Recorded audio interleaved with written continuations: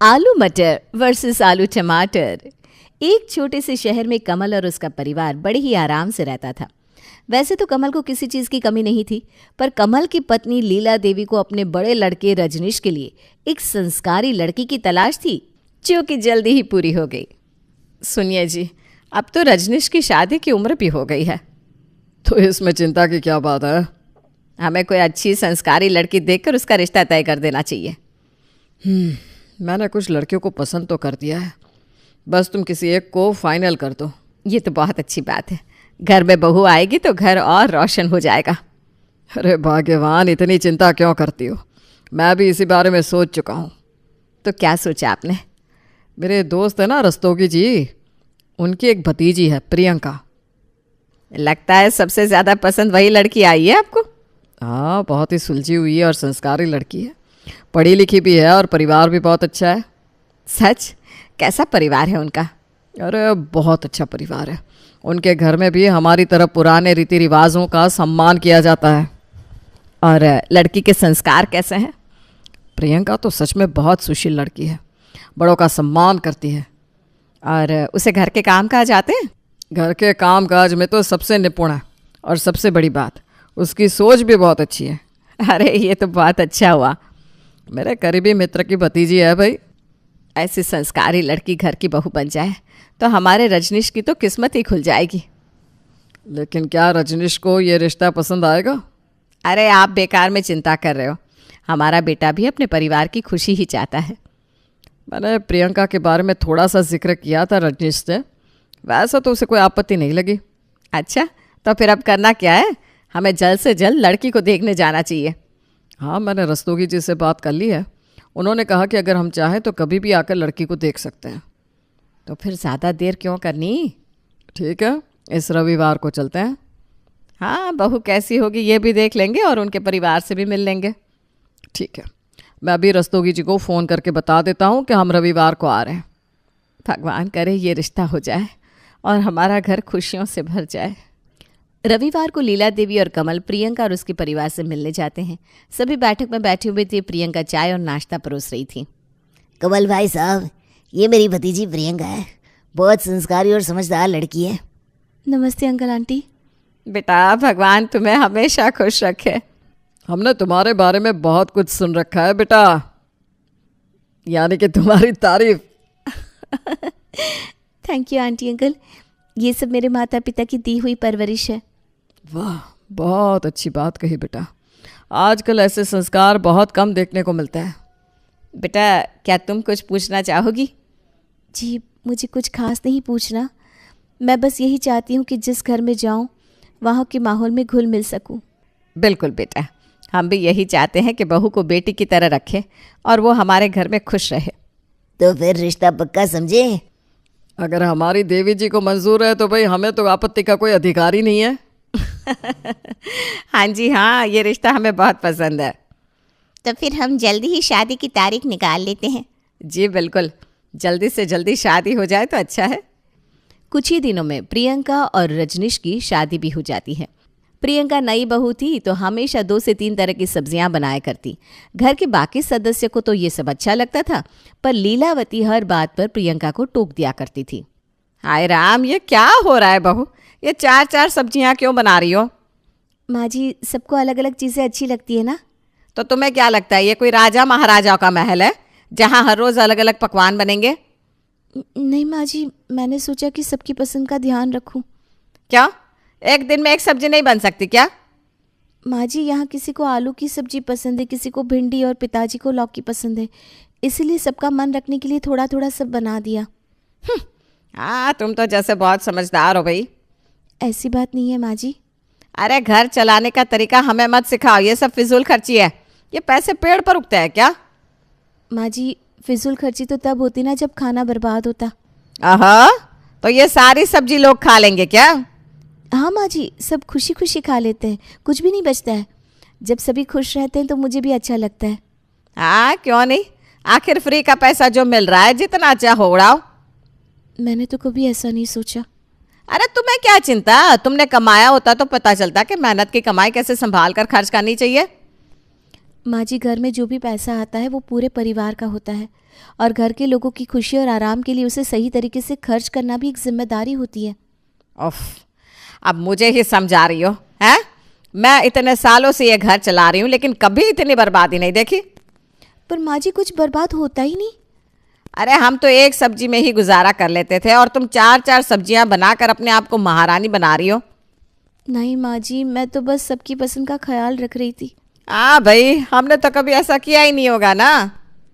माँ जी देखिए, अगर आपको अच्छा नहीं लग रहा तो आगे से मैं एक ही सब्ज़ी बनाऊंगी जो सबको पसंद आए। अच्छा, अब तुम हमें सिखाओगी कि सबको क्या पसंद है? नहीं माँ जी, आप मुझसे उम्र और अनुभव दोनों में बड़ी हैं। अरे रहने दो, हमें सब समझ में आता है। बहुएं बस दिखावा करती हैं, असल में अपने मन की ही करती हैं। माँ जी, अगर मैं अपने मन की करती तो शायद रसोई में अकेले ना खड़ी होती, आप भी मेरे साथ होती और हम दोनों मिलकर खाना बनाते, बातें करते और हंसते। फिर शायद आपको लगता कि बहुएं दिखावा नहीं करती बल्कि परिवार को अपना मानती हैं। अच्छा अच्छा, अरे भाई अपनी मीठी मीठी बातों में मुझे मत फंसाओ। नहीं माँ जी, मैं आपको फंसाना नहीं चाहती, मैं बस चाहती हूँ कि आप भी मेरे साथ रसोई में रहें। ठीक है, जो बोला है ना उतना करो बस। अच्छा माँ जी, आज से मैं 4 सब्जियाँ नहीं बनाऊंगी, लेकिन आप बताइए कौन सी 2 सब्जियाँ बनाऊँ जो सबको पसंद आए। आलू मटर, टमाटर आलू और लौकी आलू। आज से यही बनाऊंगी। आपने कहा मतलब सबसे बेहतर फैसला है। देखो, आप सही बहू बनी हो। आपकी सीख का ही तो असर है माँ जी। प्रियंका अब हर रोज अपनी सास लीला देवी के कहने पर कभी आलू मटर तो कभी आलू टमाटर, सुबह शाम रात सिर्फ आलू की सब्जी बनाने लगी, जिससे परेशान होकर एक दिन प्रियंका का देवर सुमित अपनी भाभी से कहता है, भाभी फिर से आलू? सुबह सुबह आलू टमाटर, कल भी आलू था, परसों भी आलू था और आज भी आलू। घर में और कोई सब्जियां नहीं आती क्या? अरे देवर जी, इतनी सुबह सुबह गुस्सा क्यों हो रहे हो? देखो, ये आलू टमाटर है, कल सुबह आलू परवल था और परसों आलू बैंगन। हर दिन सब्जी तो अलग होती ही है। हाँ, बहुत अलग। मतलब आलू तो है ही ना हर दिन, कभी टमाटर डाल दिया, कभी परवल, कभी बैंगन, लेकिन आखिर में तो प्लेट में आलू ही होता है। अरे तो इसमें क्या बुराई है? आलू तो सबका प्यारा साथी है। अब क्या कह रही है भाभी? यही कि आलू हर सब्जी के साथ मिल जाता है, हर किसी को पसंद आता है और सबसे बड़ी बात, जल्दी बन जाता है। हाँ, पर सबसे बड़ी बात, माँ जी का आदेश है कि रोज़ आलू की सब्जी बने, तो मैं उनका कहा कैसे टाल सकती हूँ? भाभी आप भी ना कमाल हो। मतलब घर में लोकतंत्र खत्म हो गया है, अब हम और कुछ खा भी नहीं सकते। अरे लोकतंत्र तो है, पर आलू उसका प्रधानमंत्री बन गया है। अब अगर सरकार ही आलू की हो गई तो जनता को भी उसका समर्थन तो करना पड़ेगा ना। वाह, क्या राजनीति है भाभी, आप तो बहस जीतने में भी माहिर हो। देखो, आलू तुम्हें एनर्जी देता है और वैसे भी जब दिमाग बहस में इतना काम कर रहा है तो बॉडी को भी एनर्जी चाहिए ना। हाँ हाँ, एनर्जी। ज़्यादा आलू खाकर मैं गोलगप्पा बन जाऊंगा, फिर कॉलेज में दोस्त नहीं लोग आलू पटाखा कहकर बुलाएंगे। अरे नहीं नहीं नहीं, गोलगप्पे नहीं बनोगे, तुम तो कॉलेज के हीरो हो और हीरो ही रहोगे। अरे भाभी, आपकी बहस में तो लेट ही हो गया, अभी मेरी बस छूट जाएगी। हाँ तो जल्दी खाओ और निकलो। बस करिए भाभी, आप बहस में जीत गई, मुझे माफ़ करिए। अब मैं और आलू पर लेक्चर नहीं सुन सकता। चलो, कम से कम मेरी मेहनत से बनी आलू की सब्जी खाकर ही जाओ। खा रहा हूँ भाभी। आलू की सब्जी के कारण घर के सभी सदस्य परेशान थे। सुमित से तो प्रियंका की खट्टी मीठी लड़ाई चलती रहती थी, परंतु इस बार प्रियंका के ससुर कमल आलू की सब्जी के कारण अपना सारा गुस्सा प्रियंका पर निकाल देते हैं। ये क्या मजाक बना रखा है प्रियंका, फिर से आलू की सब्जी? घर में और कोई सब्जी क्यों नहीं बन रही?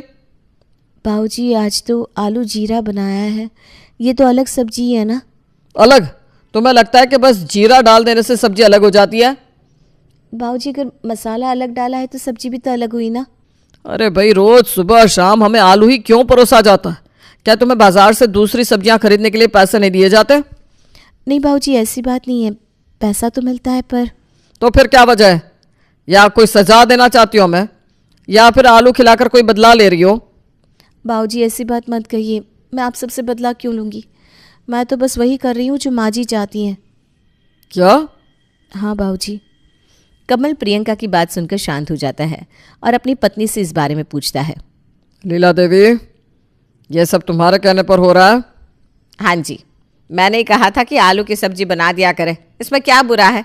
सबको पसंद भी आती है और जल्दी भी बन जाती है। पसंद आती है? अरे मुझे तो अब आलू का नाम सुनकर भी गुस्सा आने लगा है। मैं जब खाना बनाती थी तब तो कुछ नहीं होता था। अरे हर दिन वही आलू टमाटर, आलू मटर, आलू गोभी, आलू बैंगन, मानो दुनिया में और कोई सब्जी बची ही नहीं।